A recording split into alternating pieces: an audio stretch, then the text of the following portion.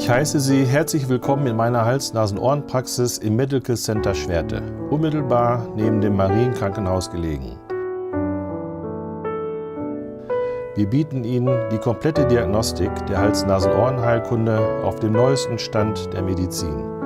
Darüber hinaus sind wir auf folgende Praxisschwerpunkte spezialisiert: Hörteste, auch bei Neugeborenen, Hörsturz- und Tinnitus-Therapie, Allergologie,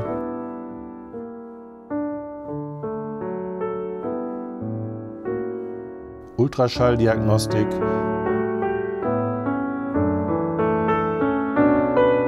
Schnarchdiagnostik und Therapie einschließlich Schlafvideoendoskopie, belegärztliche Hals-Nasen-Ohren-Operationen führe ich im benachbarten Marienkrankenhaus durch. Mein Praxisteam und ich würden uns freuen, Sie demnächst in unserer Praxis begrüßen zu dürfen.